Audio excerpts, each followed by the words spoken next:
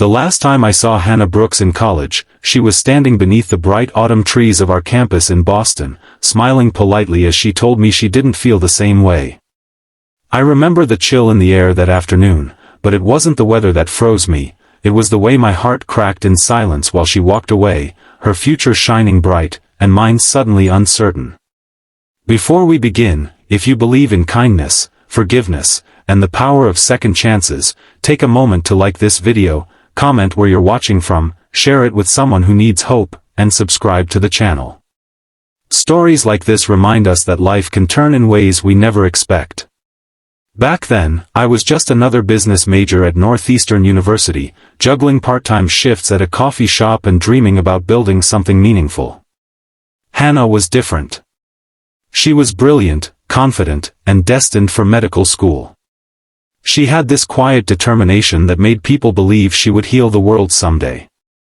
I had fallen for her during late-night study sessions at the campus library, when the world outside felt small and the future felt close enough to touch.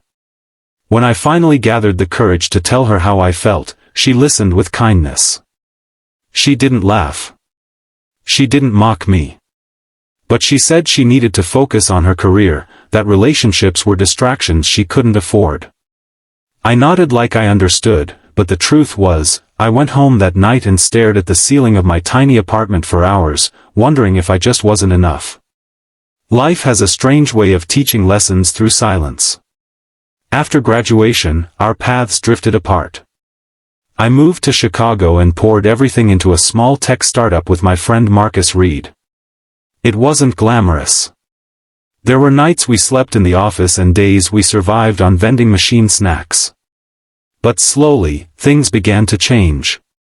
Investors noticed us. Our app started gaining traction.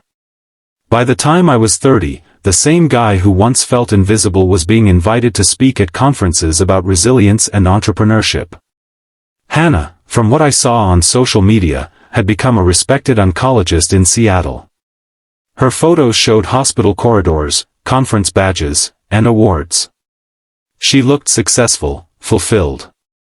I would occasionally pause on her profile, wondering if she ever thought about the shy college guy who once offered her his heart like a fragile gift. Then one evening, everything shifted. I was in my office overlooking Lake Michigan when I received a message from an unfamiliar number. It was from Sarah Mitchell, someone I barely remembered from our college days. Her words were brief but heavy. Hannah was sick.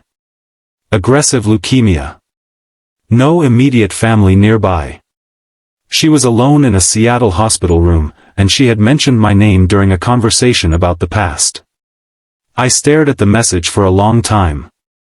The city lights blurred beyond the glass window as memories rushed back, the library, the autumn leaves, her gentle rejection.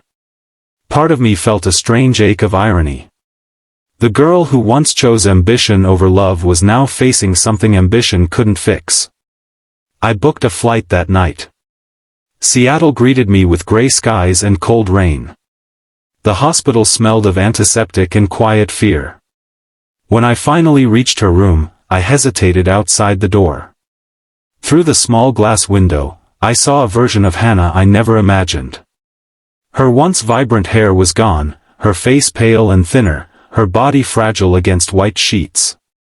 Machines hummed softly beside her. When I stepped inside, her eyes slowly opened. For a moment, confusion crossed her face.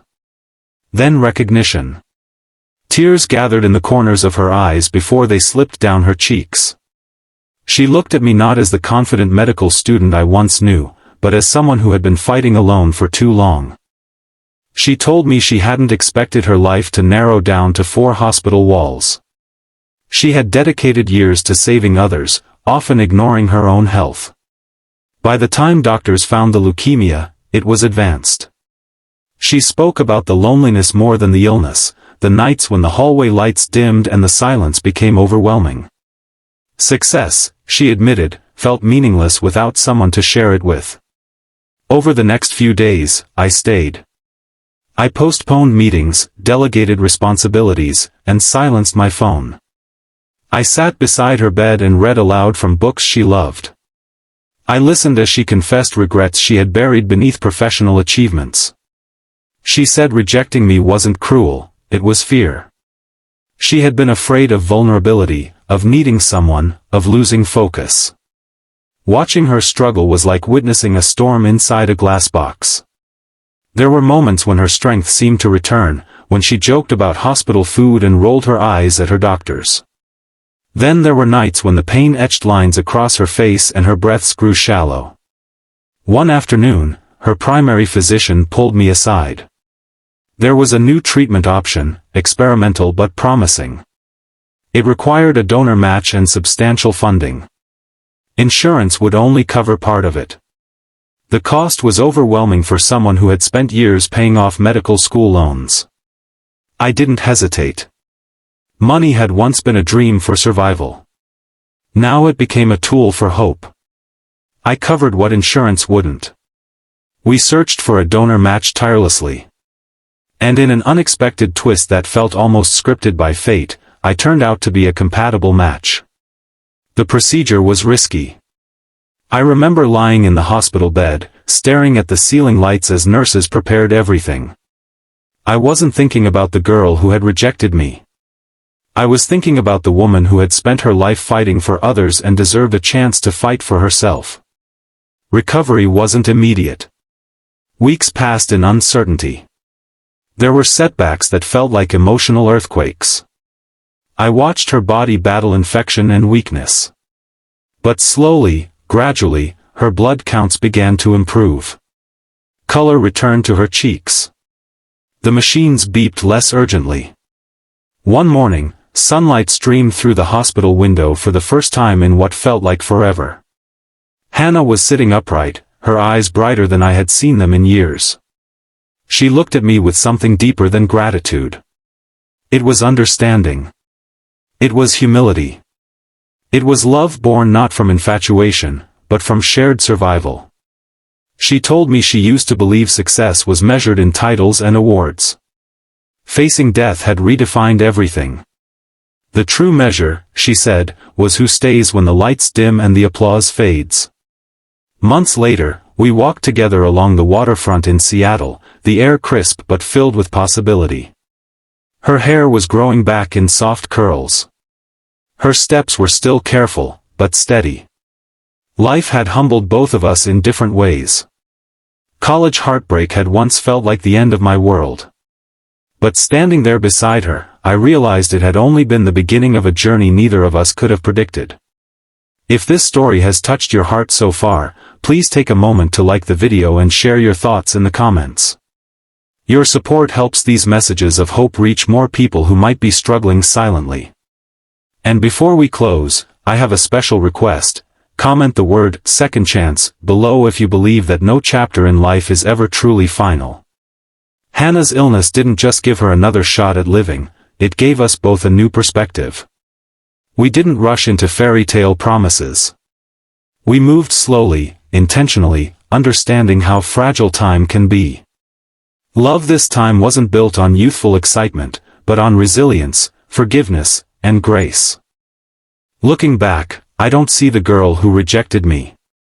I see the woman who fought her way back from the edge, who learned that independence doesn't mean isolation, and who discovered that allowing someone to stand beside you is not weakness, but courage. Second chances are rarely convenient. They often arrive wrapped in pain, regret, and unexpected circumstances. But when we choose compassion over pride, we open doors that once seemed permanently closed. If this story moved you even a little, don't forget to engage with the video, share it with someone who needs encouragement, and subscribe for more real, emotional journeys like this. Because sometimes, the person who once walked away becomes the one you're meant to walk beside, through sickness, through healing, and through the beautiful, uncertain gift of tomorrow.